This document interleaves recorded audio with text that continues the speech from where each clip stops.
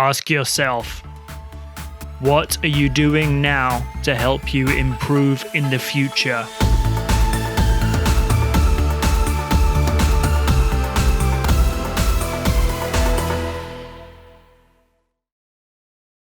What is up, everyone? Welcome back for the off-season episode 2, the series where I'm going to be sharing some little short things I'm working on during this winter off-season where I'm not kayaking as much, to be ready or to hopefully help myself get ready for spring kayaking season, and things that you might want to think about implementing in the time when you're not on the river. Now I know for some people, like if you're in the UK and you're like in the middle of a really great winter kayaking season, that's great, respect. I know this is not going to help you a lot right now, but maybe there'll be a future time where you're in an off-season situation where this is going to be helpful and you can refer back to these. So this week we're going to be talking about visualization and video review. Now I've done a video on video review before, but we're going to talk about some of those points again and also add in about visualization. Now, why is that useful?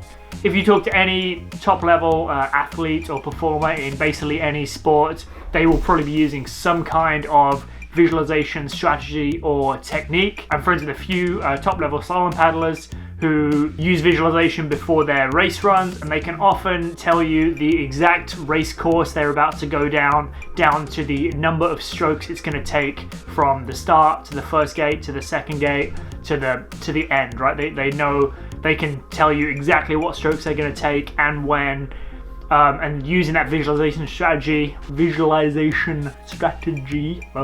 a mouthful. Using that strategy, they are able to prepare themselves better for their Olympics race run, where they're only going to get one chance at it, right? So visualization is really useful for those situations where you're not going to be in that often, but you need to be prepared for it. How does that relate to us, like kind of average Joe kayakers? Well, we can use visualization for, let's say we're going to use the example of trying to get better at your roll. Now, you can only practice your roll so many hours per week, right? Especially in the winter if you don't have access to like pool sessions and stuff. But you can help use visualization techniques to help get you ready for it. And so that when it comes to being upside down, your brain already knows what to expect, right? So you can take down a lot of that stress, and that frees up a lot of brain power to think about what you're actually doing next, because you've already spent time visualizing how it's going to feel, what you're going to be seeing, what your paddle's going to be doing, how your body's going to be feeling. All these things are going to add up and kind of combine together to help us achieve our goals. And visualization and video review linked into that, which we'll talk about in a minute, is a really great way to get there, even for kind of a seemingly more normal, achievable goal, right? Not necessarily slalom racing in the Olympics, but even just rolling your kayak more consistently. So how do you do visualization? Well, there's lots of different ways you can do it, and if you Google visualization in sports, you're going to get a million different answers. I think the easiest, or for me the most simple way to do it, is just think about a given situation, right? That's where you want to have some pretty set parameters on what you're thinking about. Once you've set your parameters, so let's take the roll for example, and you take the example of like you want to get your roll better in the pool first, right? So think about what it's going to feel like when you're upside down, what it's going to smell like, what the water's going to taste like, how the water's going to be pressing in on your nose, on your ears, how your eyes are going to kind of sting if you open them. If you do open them, what are you going to see? And then think about what's your body going to feel like. You're going to be inverted, your legs are going to be above you, and then you're going to be moving into that setup position. Your body's going to be talking and kind of cranking up. Your thumb's going to be kind of getting up your butt there with your other hand out of the water parallel to your boat. And then you're still in that nice talked up position, moving out to that first C position for a C to C roll, and then unwinding with a big hip snap and keeping your head down and your arms tucked into your shoulders. And there you go, you just visualized how to roll in flat water, right? And thinking about that one short process. And in real life, that's all happening in a few seconds. But the visualization might take a lot longer. You might have to think more slowly about what's happening and what's going to happen and what it's going to feel like. But by going through that over and over again, by the time you get to your pool session and you start practicing your rolls, your brain's so accustomed to what to expect that now it can just think about moving your paddle into position, torquing up your body and maintaining tension, unwinding your hips and keeping your head down. And now we've broken what could be a fairly complicated thing down into some very easy steps because we know what to expect and we're anticipating them. I really like to use visualization specifically for freestyle tricks, and especially here in Canada in the spring we get some really great big wave kayaking, and you want to be out there and be able to surf and be able to throw down and do tricks. But as well as being able to do those tricks more consistently on smaller waves, there's a lot of other factors that are going to come into play here, and so that's when I will start to use video review as well as visualization.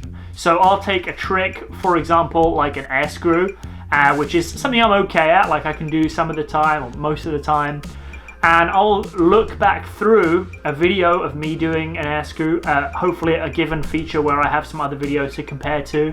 And then I'll look at a video of someone else who does them much better or has a style that I want to emulate.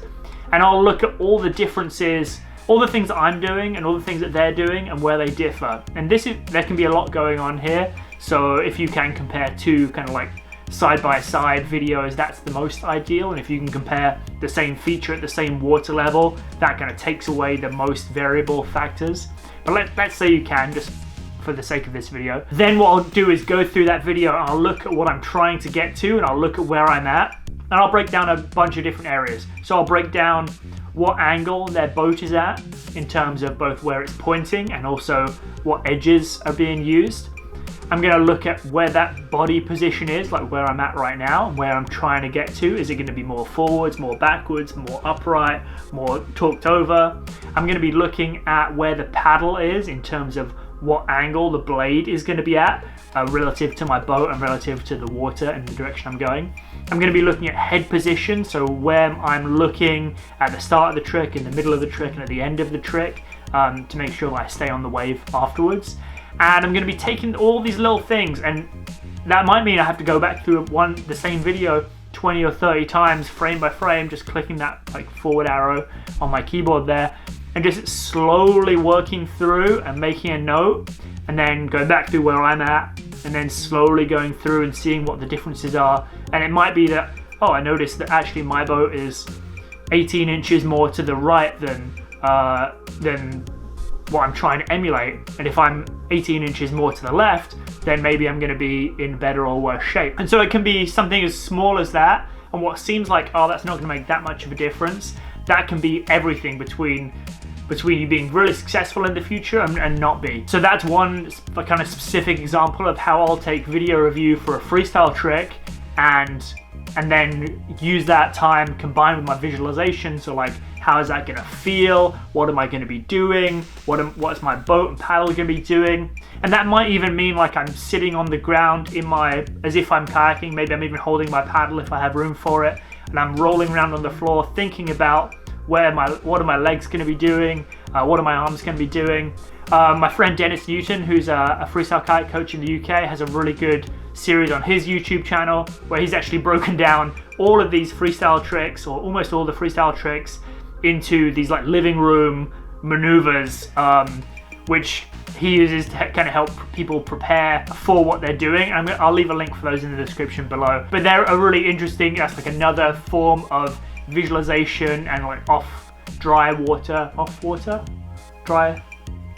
practice, where we can take those skills of kind of review and visualization and then try and put them together.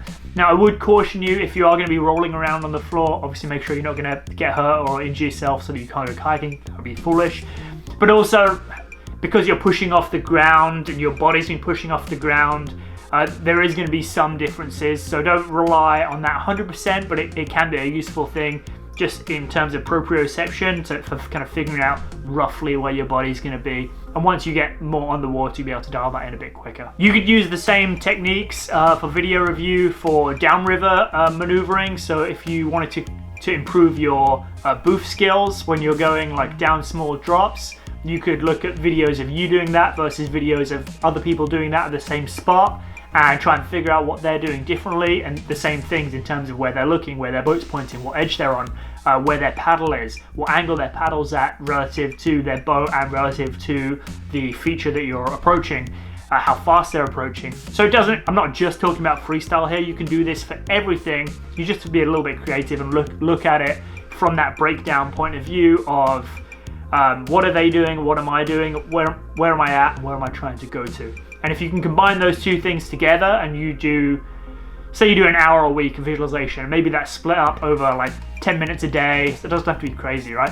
Say you do 10 minutes a day of visualization for 6 days on, 1 day off, so that's an hour a week. It's not very much broken up into those small bits, but what you'll probably find is down the line, once you have these experiences where you don't have a ton of time, like if you're trying to get your roll ready, you only have an hour pool session a week, that extra hour you spend during the week of visualization is going to make your time more productive once you're there at your pool session practicing your roll. So I know it seems like, oh, it's a lot of work, but it's 10 minutes.